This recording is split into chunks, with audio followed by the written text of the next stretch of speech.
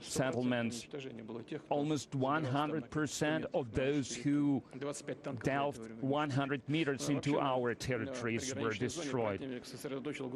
Scores of tanks were destroyed.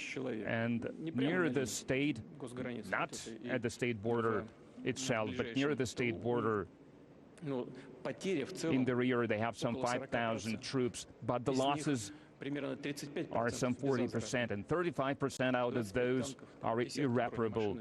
Dozens of tanks, of armored vehicles, and so on and so forth. If that's what they like, if that's how they like it, then we are satisfied with that, because they are launching those senseless offensive. It is truly meat grinder. So it's even favorable for us. So let them try. It means the fewer troops there will be that they could use at the other parts of the line of contact. Fewer of them will be able to participate in the hostilities. And overall, the initiative is absolutely with the Russian armed forces, and in certain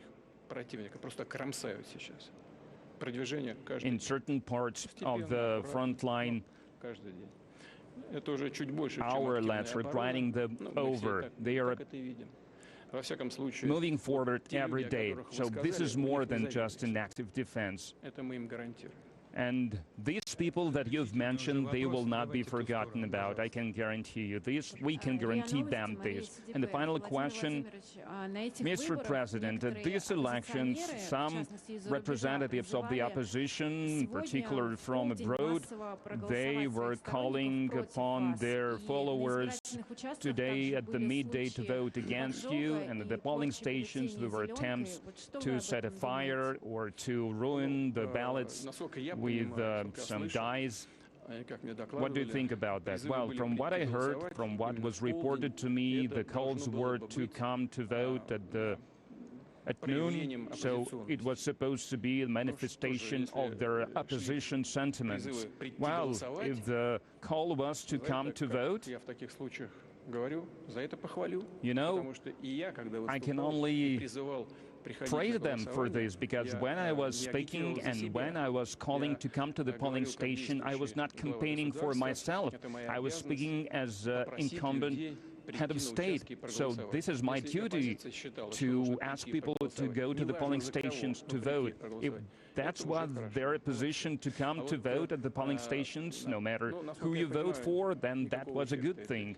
And from what I understand, it yielded no results. But that's not what's important. What's important is that some of them were destroying ballots. That's the bad thing. If you do not want to vote yourself, or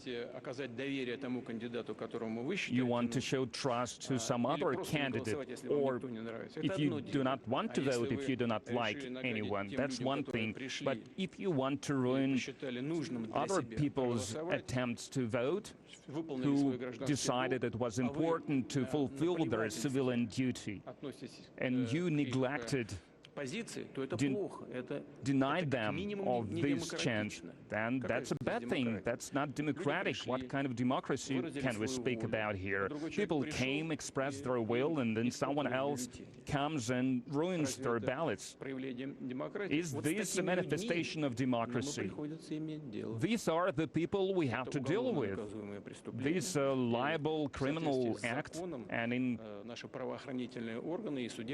under law, our law enforcement agencies and our courts will act.